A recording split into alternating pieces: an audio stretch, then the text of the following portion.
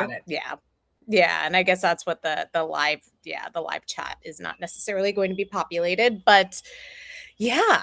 So, how are you doing? I'm good. Where are you? Can you I'm reveal in where you are? Is this a real background? This is a real background. I am at Chablais, Yucatan. Ooh, that sounds amazing. It is amazing. It's outside of Merida.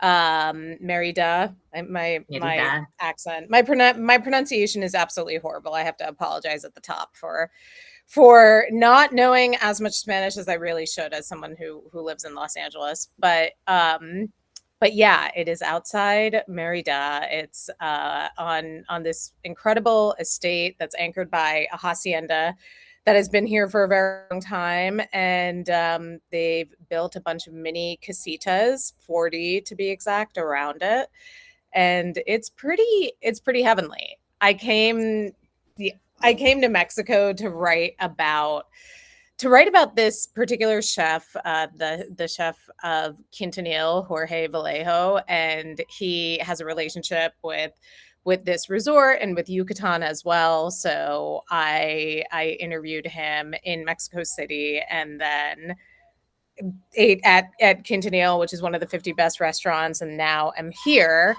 in a very different environment. It's like kind of the opposite of Mexico City, to be honest. It's like very tropical, very quiet. It's quite relaxing. Yeah, well, I could hear birds chirping in the background, so I was like, because you're sitting somewhere outside, obviously. That seems incredible. I am outside. I'm on the terrace. I'm not gonna lie. I'm sweating. I'm sweating. Yeah, it's gotta have a We'll little see. sweat when outside in Mexico. That's like part of it. You look beautiful, but yeah, you gotta have a little glow. Yeah, it is part of it. I do as much as I avoided humidity for much of my growing up because of what it did to my hair. I am now a big fan of it for what it does to the skin, and just feel like overall, yeah, like overall well-being. Humidity is good. There's a purpose. So, It yeah. is good for you. I'm with you. I think that is a key factor in like skin maintenance. Um, okay, well, let's get to it. Tell me, where should we start? Should we start with something cool? Well, Mexico City, you just talked about, we kind of mentioned. Should we talk about that? We can talk a little bit about Mexico City, but I don't want to monopolize the conversation. But yes, so the first time that I went to Mexico City, the first and only other time, was about 10 years ago. And I went hard the first night, went to a bunch of bars, and ended up, I don't know if it was the bars, if it was me, if it was the altitude, but I was sick for the rest of the trip. Mm. It was a 4-day thing, and I was pretty much in bed at the hotel the entire time. I like really didn't Ugh. get to do all that much. So ever since, I've been hearing from you, from so many people, it's all over the internet, like how amazing Mexico City is, the art, the cuisine, the culture, the how green it is, which I never really got to explore. So as absolutely insane as I felt packing for this trip, because I'm going from here to New York for the launch of Incidentals, and my suitcase is as organized as I tried to make it. I'm just like, I overpacked. I overpacked, but like also didn't pack the right stuff, and Always. have, to be quite honest, felt like quite overwhelmed and crazy at multiple points, but told myself, as you know, I called you before I was about to go to the airport and was like, am I insane for doing this? Like that I don't know if you've ever had that feeling of just like, what did I get myself into? But there's a reason that I decided to do this, and I'm not going to back out now. Um, yeah, and I you gave me some really great advice, which was that like you don't have to do every single thing. You don't have to do like cross off everything that there is to do in Mexico City this one time. Just like Yeah. enjoy it, do what you need to do, but don't put pressure on yourself to be, out for 18 hours a day and like run yourself into the ground. Yeah. I mean, you travel for work. so much that like, and for you, like the work and the pleasure can get mixed, because obviously when you're traveling for work, you're also like building in some of the things that are planned for you to do or that you build into the schedule is like the fun stuff too. But and we've talked about this a little bit before, like maybe it was just like our parents, the way we were raised, about this idea of like maximizing travel and like how that's just not, it's just not fun. Like if you are, you just get exhausted, you know, going from 7 a.m. to 7 p.m. or 10 p.m., just trying to do every single thing. And no matter what, you're never going to be able to do every single thing. So yeah, I'm glad that you went, but that you also took yourself like off the must see all the highlights or all the major things and just said, I'll see what I can see. And then whatever I don't see, it'll give me something to see next time. Exactly. It's the idea of the 3-hour museum trip, or like if you go to the museum, then you have to see everything in the museum. If you go to the city, you do not have to see everything in the city. You do not have to Yeah. see everything in the museum. In fact, it was my second time at actually the one thing that I managed to do that first trip was make it to the Museum of Anthropology, the very Yep. historic one, and I made it back there, this time with a guide, and it was a lot. I learned a lot more than I did that first time, which was completely unguided and feeling like garbage. But I made it to there and to one of the Louise Barragan houses, Casa Gilardi, and that I was really. It's at first, it's not, you have to make reservations in advance. And I thought I had one. And then I showed up and they were like, did you get the confirmation? Where's the confirmation? I'm like, Oops. I don't know that, but I didn't know that there. Yeah. It was like, we were emailing. I thought that was the confirmation, but thankfully they let me in. And, yeah, just to, it was one of those things where it's small. It's not, you could spend 5 minutes there. You could spend an hour and a half, which I think is the allotted time. That's as much time as you can spend if you get a ticket. But it felt like, okay, I just like, this is really something that I've read so much about his work. And I just need to see it with my eyes to just feel, I just knew that I needed to do that. And I wanted to walk across the park, which is such a gorgeous park. Bigger than Central Park, apparently. The jacaranda trees were in bloom. It's the Bosque de Chapultepec. Chapultepec. Chapultepec. Yes. I'm embarrassed for myself with the way that I'm pronouncing everything. I sound really terrible. It's really that is my bad. But gosh, it was such a lovely spring day. Like 70, like the trees are just coming to canopy over all the pathways. And I went from that the Museum of Anthropology, to that house, and just felt like, okay, I felt very proud of myself for doing both, but also making a point of not feeling like I have to see every single thing in this Museum of Anthropology, because you'd have to spend 3 weeks to do that. And I also, I'm gonna take as much as I can out of this architectural monument, and then we're gonna take a little walk and keep moving.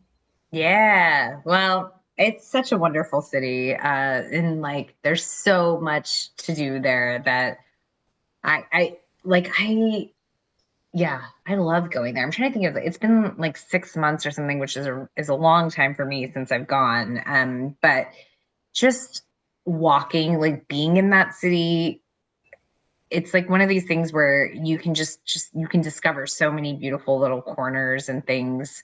The design, if you like interior design of like restaurants and stuff, is like very beautiful. Yeah, it's wonderful. So you'll definitely go back and see everything else, but I'm glad you were able to like get a good start on some of the stuff that you saw this time. Yeah, I was. I'll mention in the show notes a couple of other places. There were 2 taquerias that I really loved. One of which was blasting. It was like stepping into early 2000s New York or like any major city in America is like Tupac, Biggie, Yeah. all the hits, Mhm. all the hits. And at 9 p.m. on a Monday night was totally packed to the gills, bustling.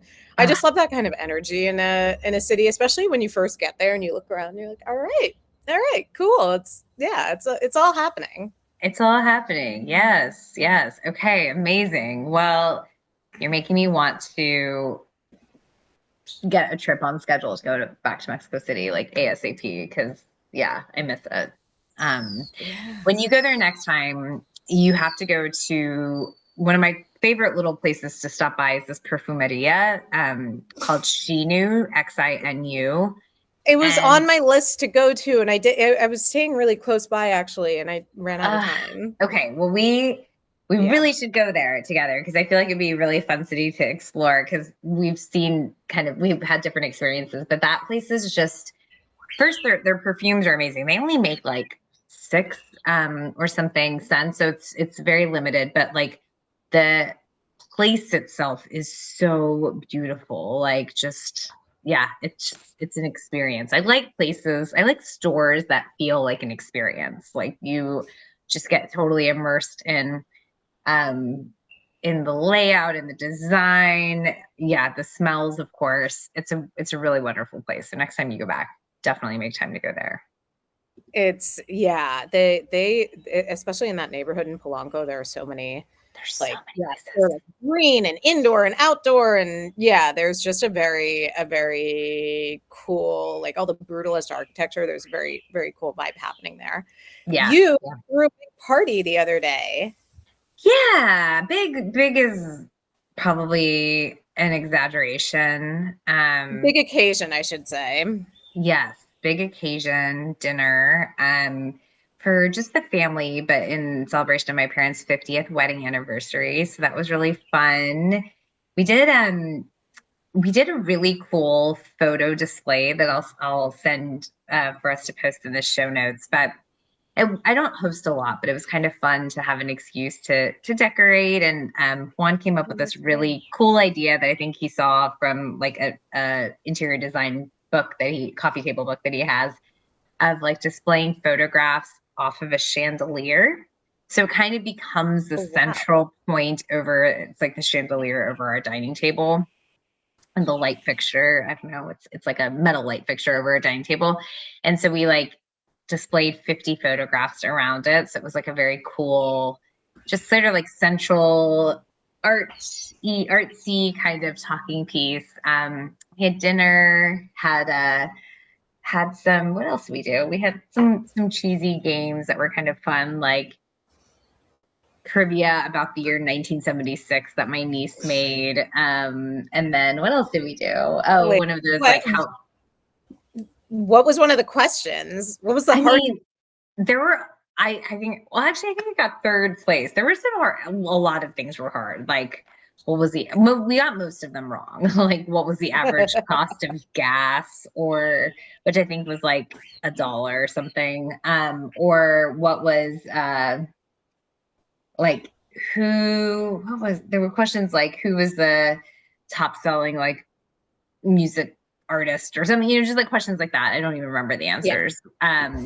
But yeah, it was really fun. My niece and nephew kind of coordinated that. And then we also did one of those like how well does the couple know each other kind of games where, and my parents uh naturally like bickered over some of the answers and shockingly remembered a lot less than we thought they would. Oh, But wow. yeah, like just one of those things where, their versions of things are different and yeah, but it was fun. It was fun to like get together. It was nice that it was so small and like just us and we were able to like hang out and relax and look at old photographs and do all of that. So yeah, it was really good.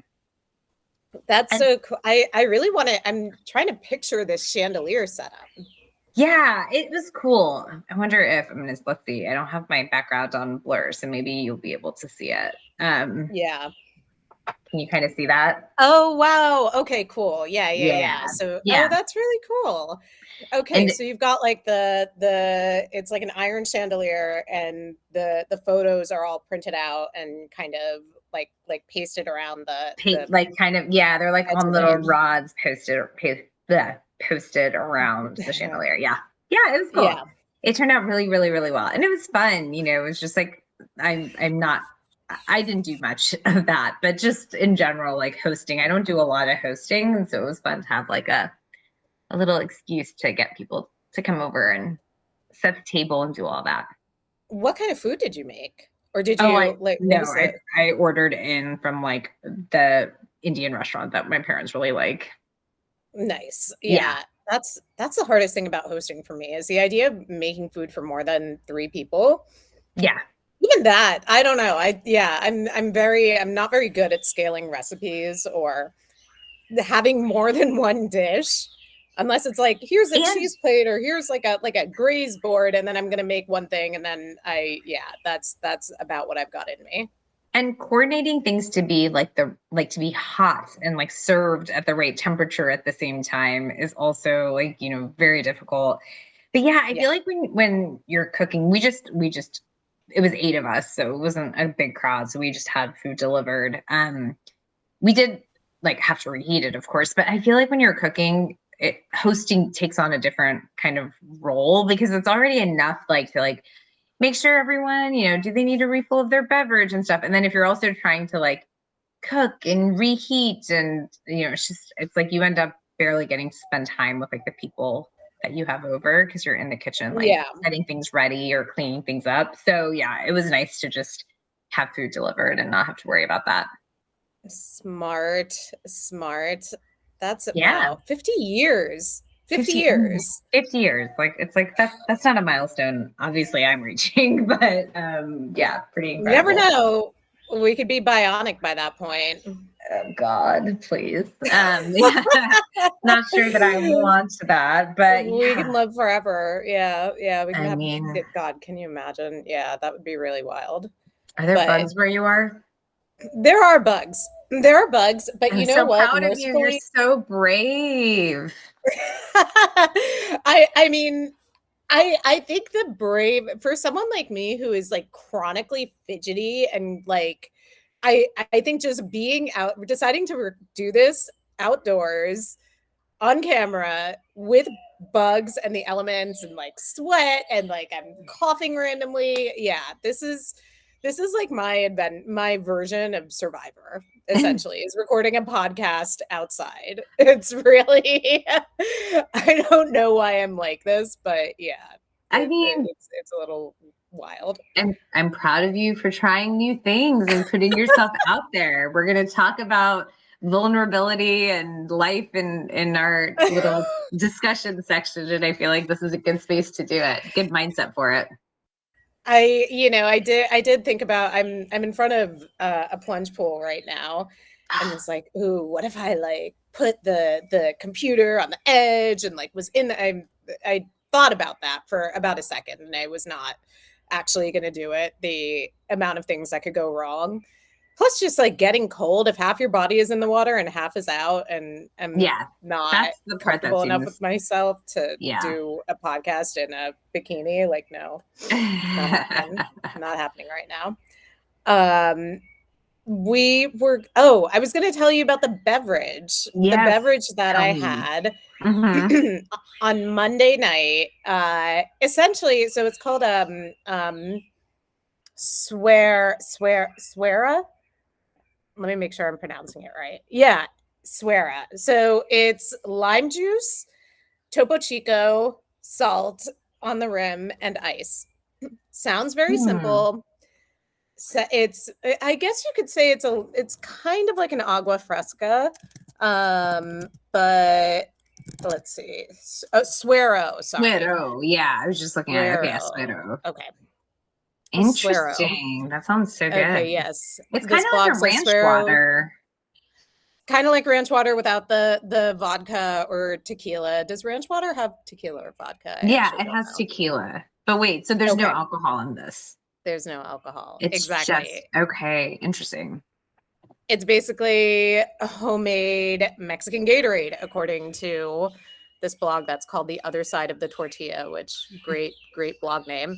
Yeah, I had one after landing at a taqueria, the taqueria that was blasting early 2000s, late 90s hip hop, and the people that I was with were like, yeah, it's basically like an IV without an IV, without like a needle in your arm. Essentially, you're Mm, getting electrolytes, and especially when you get to, if I'm pretty good about hydrating, but look, whether it's mental, whether it's physical, the idea of like getting to a high altitude place and having one of those and feeling like, okay, I'm doing something that like also tastes good. I don't know, like lime juice, Topo Chico, and salt in Mexico City just yeah. hits different than anywhere else. It was absolutely excellent, and it is something that I would like to recreate at home Yeah. I mean, and that quite seems easy to very, do. yeah, that seems very doable. And I, I mean, this is like where like sort of the mocktail trend, like even for people who do drink, like there is a lot of value in having like a really good like a good mocktail or a good drink. I guess because there used to be a time, like remember where it's sort of around the same time that like the everyone was obsessed with drinking diet everything. Like there was this Yeah, I feel like there was a big campaign against juices. Like juice got demonized as of course like being high in sugar, calories right. that are like high in calories, but also it's like a liquid, it's not a It food, so doesn't it's not have the going to fill you up. fiber. Yeah. Exactly. And so it became this like do not.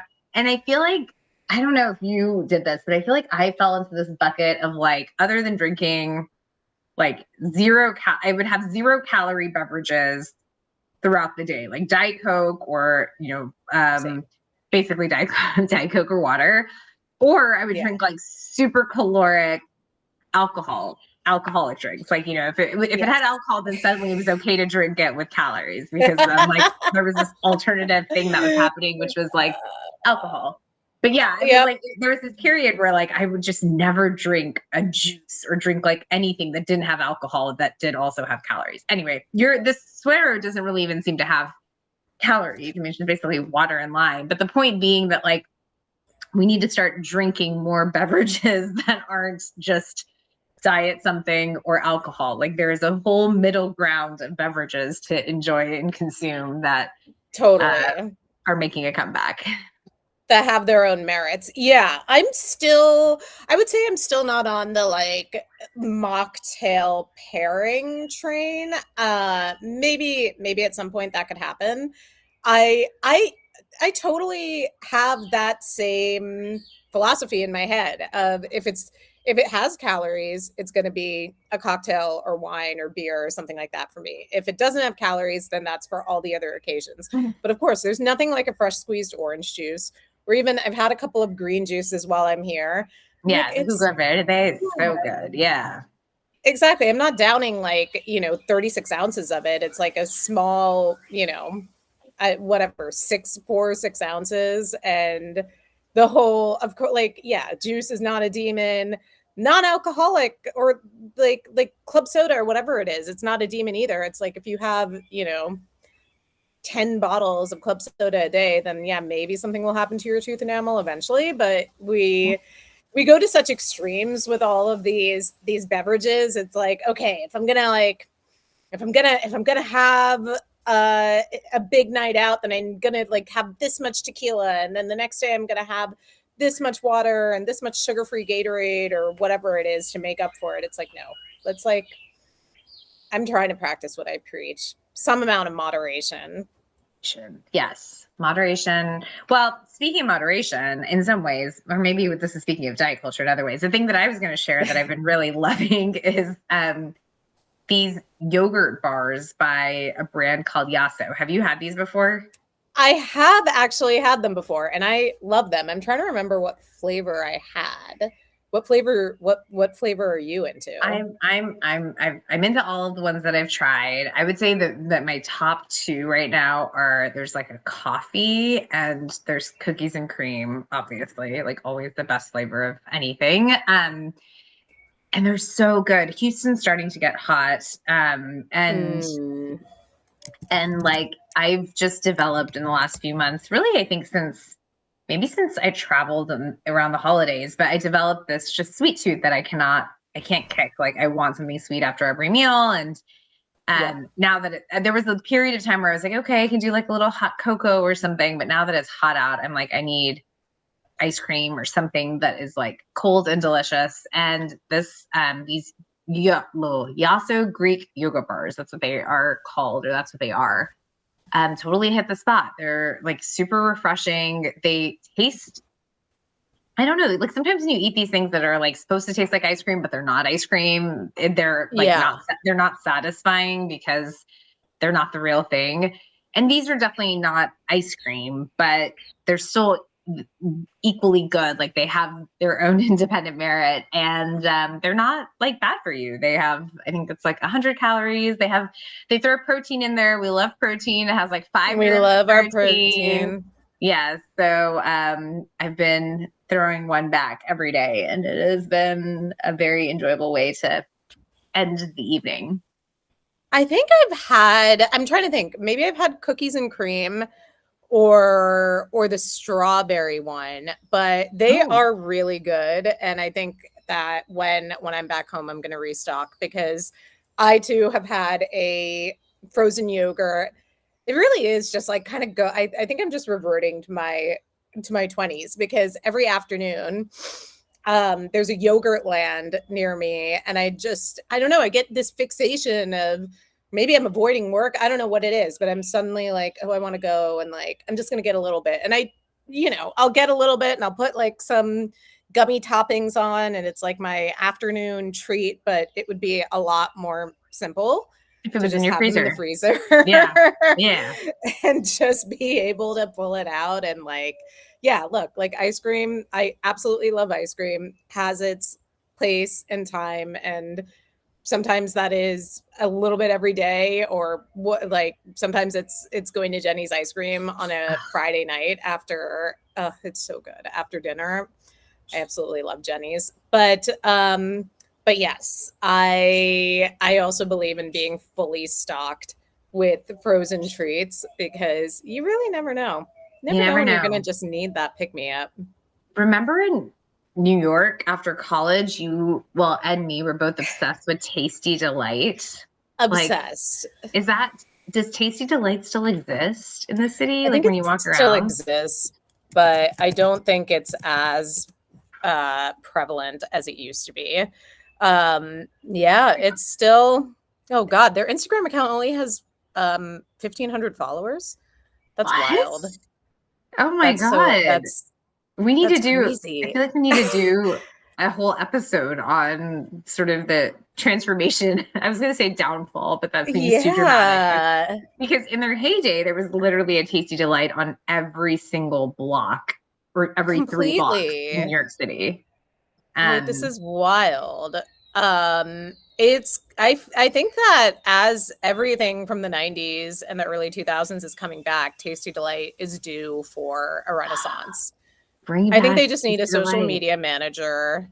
They need like the marketing person from Skims to come on board and like revamp, just do a whole Skims or Sweet Green or like, yeah, any of these companies that have been very good at capturing the Tasty Delight, zeitgeist. come sponsor us, and we will share with Yeah, everyone how amazing and obsessed we were with your fro-yo. I wonder if they I would love also, some Tasty Delight uh, sponsorship. Yeah. I mean, there was a time where we would just meet, like we both lived in New York City together the summer after college, and you were working the night shift at ABC and I was working like at the regular daytime job. And so sometimes like we would just meet at Tasty Delight. Do you remember this? Like the one that was near the Alvin Ailey Dance Yeah. Center. I have like Wait, this, yes, yes, yes. we That would was just it like was on that. like 8th Avenue, right? Or was it 9th? I I think it just might have. remember it being near. I remember having a distinct memory of us like getting our Tasty Delight, then walking by and standing in front of the Alvin Ailey Dance Center, like seeing That's some so people funny. practicing, some dancers practicing. But yeah, we would just meet there, and that was like our okay. Well, have a good evening at work, have a good evening at home, and we'd have our Tasty Delights and just go our respective ways. That's Yeah. really, oh gosh. Is that when we were living in that railroad apartment on Yes. with the horrible air conditioning situation? Didn't we the AC got turned off, or all the electricity got turned The off in the electricity middle of went out. July Yeah. Oof. because the owner didn't That pay was the yeah, that was a really precarious sublet. I'm impressed that we pulled through, that we it made it was out just of there. it was just like a great, like, you just graduated from college, you have no money, you need to sublet a place in New York City. This is what you get when you have, $500 each to contribute. Like, you got a Exactly. janky railroad apartment without working electricity. Ugh. Um, let's talk, speaking of working electricity, there's literally no segue there. I was But wondering where you were going to go no. with that. But speaking of like growth and changes and life, let's talk about the amazing story you did for Tablet magazine, Pram Anxiety. It was so good. I Thank you. And I would be lying if I said I wasn't. Yeah, I want to talk about it, and I am going to talk about it, but it is so it's so hard because there's no conclusion, right? Like, I'm in the thick of it right now, and essentially it's about how I went from, to be honest, for a good portion of my 30s, I felt that I was not going to have children. I just felt like this is not really something that I thought about when I was growing up. I never really necessarily pictured myself as a mother. I got into my 30s and was, I first got married when I believe I was 29. I moved from New York to San Francisco, and very quickly that marriage devolved. Like, there were multiple things going on. I was finding my feet as a freelance journalist and figuring out what I wanted to do with my life, and feeling like the only reason I am in this city that's really quite foreign to me is because of this relationship. And the relationship was not working out in the way that I thought it would. And as I say in this article, I thought at one point I saw, I have a really vivid memory of being in the Mission District where I was living, and seeing a couple pushing a stroller down the sidewalk of Valencia Street, and thinking like, oh, is this, like, I'm sort of bored, and like I don't have enough work to sort of keep me busy. Should I have a kid now? And I I don't know. It just I thought about it, and then it kind of passed, and I I don't think I ever even brought it up to the man I was married to at the time, and I don't know. And then I felt that the relationship was not going to survive, and I had to figure out what I was going to do next. And then I moved to Los Angeles, and the whole notion of motherhood just took a backseat to everything else too, because I was essentially sort of starting over. and Mm-hmm. and at that point, and I think every woman comes to this decision of whether or not she is going to become a mother, in and it's so individual for everyone. And I know people who have known from as early as they can remember that this was something they wanted to do. I know people who've changed their mind. We don't really talk about the changing of the mind a lot. It's Mm-hmm. just, I think that and it's really one of the most, like, life, if not the most life-changing thing that can happen to you. um and once you're on the other side of it, I can completely understand, like, not wanting to talk about that ambivalence, because you've made the decision. Like, or you've had children. You can't reverse that. So why think about what life could have been like if you hadn't? But now, being, happily married, and having, initially thinking like, okay, well, I can't have kids because I want to focus on my career. And if I have a child immediately after I get married, I'm never going to finish this novel. And I finished the novel and felt really good about it. And then felt like, okay, I actually, you know what, maybe this is something that I want to do, because I don't know that I'm ever going to, I don't know that, yeah, I want to have some kind of, I want to have an experience that isn't, I guess I just want to have an experience that's new. I guess it's Mm, the ultimate kind of new experience for me. And it's hmm actually, yeah, I think, I don't know if I might have an easier time writing about it than talking about it, because I think I'm so afraid to say something that I'm so afraid to offend anyone. I am. mm, hmm I think that the language around this and the notion, the entire notion of maternal ambivalence is itself taboo. Yeah. And the idea of saying like I didn't want this and now I do, and now it's not, I'm 43. It is not that easy to get pregnant.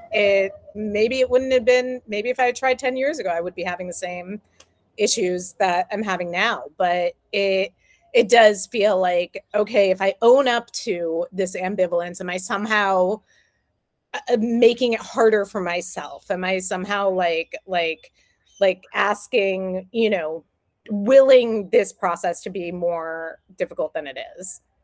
Would you say that do you feel like you're still ambivalent, or do you feel like you were ambivalent and now you're less ambivalent? I am not ambivalent anymore. It is Okay. definitely something that I want. But it's really scary to say that you want something and not know if you're going to get it, and not Totally. know if, yeah, like all, you know, there's absolutely no guarantee. hmm And that's a, yeah, that's just really, it's really tough to say that and to put that out into the world and just be okay with stating a want and knowing that it may not happen.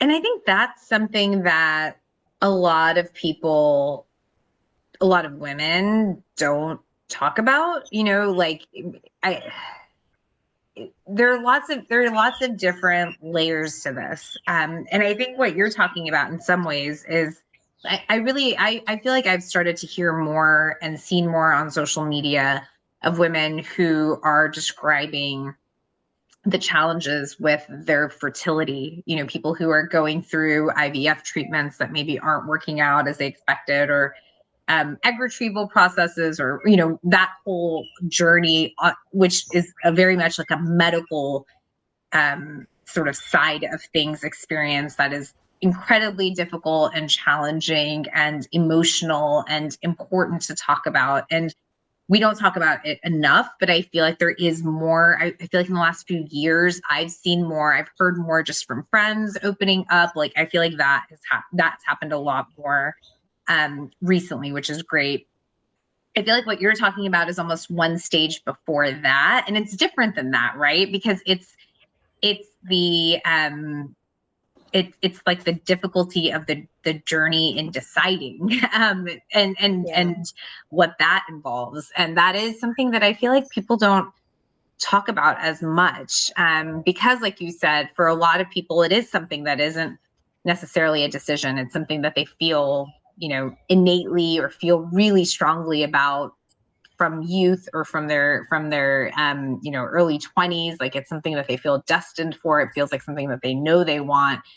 But yeah, all of, and then like we've talked about, the people who are also just very much proud to be, they use the term child free, and like very much that is a part of their identity, and that's another camp of folks. But yeah, there are a lot of women that are going through, I think, exactly what you described. It is this ambivalence, and a lot of it is also dictated by circumstances, which I don't think gets discussed often enough. But like, you did such a good job in your story talking about that, about how your professional ambitions kind of shaped your vision for this thing. That like, it wasn't like they melded together, because your professional ambitions resulted in like a lifestyle, resulted in like time demand that you viewed Totally. at the time as like potentially being in conflict with becoming a mom. So I just think it's so awesome that you put this experience into words, because I think a lot of women are going through it and may not have actually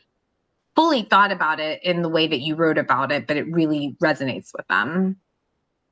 Yeah, I've gotten so many messages since I shared the story on Instagram yesterday, and it's really it's so heartening, and it just speaks to the degree to which this is such a complicated issue, in which we're used to seeing the pregnancy announcements on social media, and it's like, and it's so happy and it's so joyful, and it's you can go through someone's feed and see like, okay, they got married this year, and here are all the wedding photos, and you scroll up and now there's a photo of a sonogram, and now they're expecting, and it's like, oh, this makes such logical sense, of course, and to be happy for them and be like, okay, yeah, like to, like, this is a journey. And it totally tracks. But to know, we all know that Instagram is a highlight reel, but the degree of of not just struggle in the like, yes, there's a struggle in trying to conceive, but then the struggle in trying to figure out, is it the right time? Is this, should I try for this now? Should I have tried for this a while ago? Why did I wait? Why, like, that amount, that sort of like beating yourself up about it, which I've gone through, is not like, no one really talks about that. There's no elegant way to sort of to depict like, I didn't think that I wanted this and now I do, and I don't know what to make of that. I don't know what to even I'm going through it now, where it's sort of like, it's a transitional period of knowing that I want this thing, of taking steps to try to get pregnant, but again, knowing that like, there's not exactly a formula. Like, you can do IVF, I've done one round, and likely going to do another round in a couple of months. But it doesn't, I've been messaging with women who've gone through like 4 or 5, like 15 rounds of IVF, and women who've done all of that, and ultimately at some point had to say like, I don't know if I can do this anymore. I have to, like, and Mm-hmm. everyone has that decision to make. I want to say journey, but the word journey gets used so much in this conversation, and I sort of hate Yeah. it. And I'm Yeah. actively looking for another like journey, and trying, and all of these. I don't know. They're just so loaded. Mm-hmm. But yeah, especially as a, if you carve out your own career, which so many of us are doing now, you don't get maternity leave necessarily. You certainly don't get paid leave. You have to figure out like, how do I want to take a pause from who I am and who I've been up to this time, and try to do this thing that I've heard is really incredible and awesome in the most holistic way, but is also super hard, and Super hard. will Yeah. totally change the fabric of your being. Like, do I really, like, how much can I give to this? Do I want to do it? um and everyone has to figure that out for themselves. I think that for a lot of, I because it's sort of taboo to talk about, you can easily go through life and think that, oh, this is what I'm supposed to do now. I've been married for X amount of years, or I've been with this person, or whatever it is. Like, I'm this age, now's the time to do it. And that's not necessarily how it breaks down for everyone. Yeah. And I think for a lot of our generation women, where there was such an emphasis on career and education and being ambitious and like, going for it, and the whole like girl boss, like we can do this kind of like attitude. In a lot of ways, we that was like such a large focus of ours, that it's not to say that we took motherhood or the process of becoming a mom for granted, but it was almost like we it was just something that was like almost so just understood. Like when we were growing up, no one, and when we were in high school, when we were in college, when we were post college in our 20s, no one was talking about the challenges of fertility. It was really the only messaging was the opposite, right? It was like do everything that you can to prevent pregnancy, like until you're ready. And Completely. so like I think for a lot of us where the emphasis was on, professional success and being ambitious, like ambitious women, we just kind of thought, okay, when the time comes that we are ready to have a family, like great, then we'll do it. We'll have our family. And It'll just it, happen. Yeah. and didn't at all appreciate just like in many ways we had to like work really hard and take a lot of steps and try and fail and try again for our careers, that we would actually have that same potential trajectory in becoming moms or starting families. Like I just don't think that was something that was discussed. We were kind of all geared up and ready for the uphill battle that would become, being a successful writer or becoming a lawyer or whatever. But yeah, the Yeah. the other side of it was just something that we were like, oh, that'll just happen. And so now, whether you call it a journey, sometimes it feels like a process, like it feels like work. But it is something that is all consuming, and it's just not something that a lot of us really talked about or were ready for, when we got to the point where, like you are in, where you felt like you were ready to do it. Do you feel like there was something that like triggered this switch from ambivalence to actually, I think I have like I think I know what I want? Like, was there some Yeah. sort of like specific precipitating moment? It was the publication of The Goddess Effect, and I remember my friend Alexander. We were at lunch with my mom, who was visiting from LA, and at this point, I had long conversations with my mom prior to publishing that book, saying, I just don't see how I don't see how I could become a mother. I have all these things I want to do. I need to write this book. I want to write another book. I want to write a film, like all this stuff. How am I going to be able to do that if I have a child? And she didn't necessarily have an answer for that. And I think she also sort of understood that I was sort of venting and just talking out loud. And we're sitting there at lunch with Alexander, and he sort of out of nowhere where told my mom, like, don't worry about Sheila. As soon as this book is published, she's going to want to have a child. And I was kind of like, wait, what? Like, where did that come from? And why do you think that? And that's totally not going to happen for me. But sure enough, and it wasn't an immediate thing. It wasn't like the book came out one day and the next day my mind changed. It was just that I felt like, okay, this is something that I've been wanting to do for a long time, and now I've done it. And now this thing that I thought would make me a would sort of compromise my ability to tell stories, that would make me somehow less creative, that would be a burden. And I'm not saying, in no means am I saying that, like of course, like being a mother, being a care provider can totally be a burden and can totally impact your creativity. But I felt that it was something that I was ready to do, that I wanted to give it a shot. It felt like a challenge. Like I it just, like, I don't know, just something that there would be nothing like it. There would be nothing like I could publish another book. I could publish a dozen books, and like that would be really incredible too, but there would never be anything like creating another life, and that was something that I really wanted to try to do.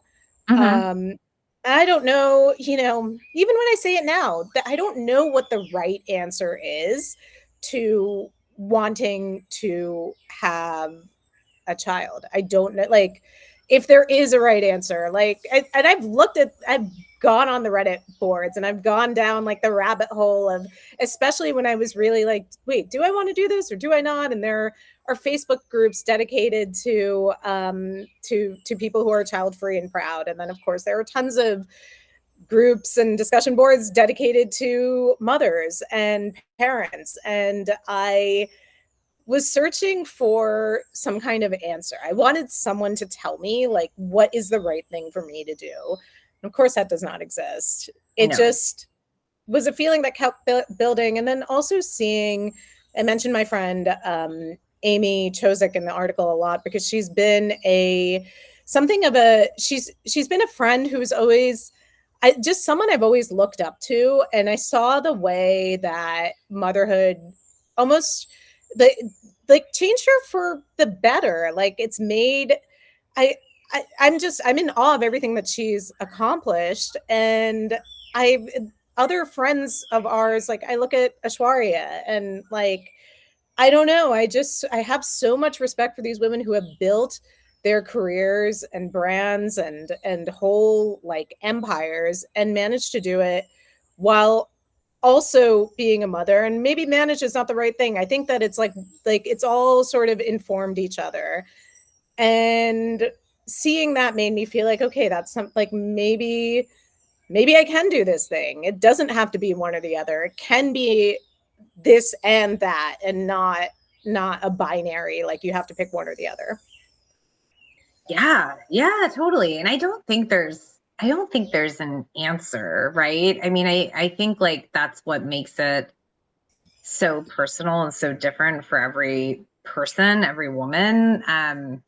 That for some it could be a source of fulfillment. For some it could be this just innate feeling of, I need to do this. For others, it could be an act of selflessness. For others, it could be an act of selfishness. Like there's so many ways to like kind of like spin it and view it differently. And I think one of the things that we also heard a lot about, and I do believe in, is this idea that like you can't do it all, right? And I think that sometimes embracing this idea of trade-offs can be freeing because you're just like, okay, yeah, like I'm traveling the world because I don't have children, or I'm doing this because I don't have as many responsibilities. But I think sometimes like that can also cause us to be a little bit more short-sighted in our thinking. Like it can make it feel like it's binary when it's not. That you can still travel the world while being a mom. It might look a little bit different. It might require a little bit more planning. It might require a little bit more kind of coordination to like, where you go and when you do it, but you can still do it. And I think that, again, we don't talk enough about the sort of the trade-off aspects, but the fact is yeah, you can, it's not to say that you can do it all, but you don't have to necessarily go all in on one and at the exclusion of the other. They aren't mutually exclusive. They aren't mutually exclusive. And I think it's also, how one person did it does not necessarily, that has no bearing on how you're going to do it. Like there's, of course, people can be inspirations, but no one has the recipe for success in this arena. And I think that for most of my adult life, I have taken inspiration from a lot of people, and I have looked at how has someone else become an author, and how did someone else get into this publication that I want to write for. And yeah, this is one of those arenas where, to be honest, at a certain point, like too much information becomes, and hearing too or asking for too many details just ends up like your brain just gets muddled with all of these details, that in the end, what matters, I've been trying to listen to my intuition and trying to sort of like, you got to know what's going to be right for yourself and what you can do, how much you can do, how much you want to rearrange your life to do this incredible thing. And and yeah, I'm still figuring it out. Like I really wanted to be able to post that story and say like, and guess what, I'm pregnant. Yeah, And yeah. yeah, Hmm. and it did, it's not that I can't tie it in a bow like that. It's not, that's just not the way that it's working out right now. But I I do think that hope is a huge part of it. Attitude is a huge part of it. It's, they say that relaxing and just keeping your nervous system sort of even keeled or as copacetic as possible is a big deal too. um I spent a good portion of last year trying to live like a nun and not have fun in the interest of thinking of that, in the interest of getting pregnant, and that didn't work. So I'm, yeah, I do love all the advice and the tips and just like the general sense of community that talking about this has Yeah, resulted in, because it does. The one thing that I can say that 100% helps is knowing that you're not alone, knowing that like totally. scores and scores of women have been through this, are going through it. And I would hate for anyone to feel like this is something that they have to not talk about or keep secret, or that somehow sharing their story or talking about the ups and downs will put them in a worse situation. Like all it can do is help. I really do think that. Yeah, and it's just real. We don't need to wait until the story has an ending, happy or not happy, before we share the story. And I think that there's a lot of not just bravery, but also wisdom to gain from sharing a process like as you're going through it. Like you said, the relatability, the fact that so many other women have that sense of community with you, whether they know you or not, just from reading it.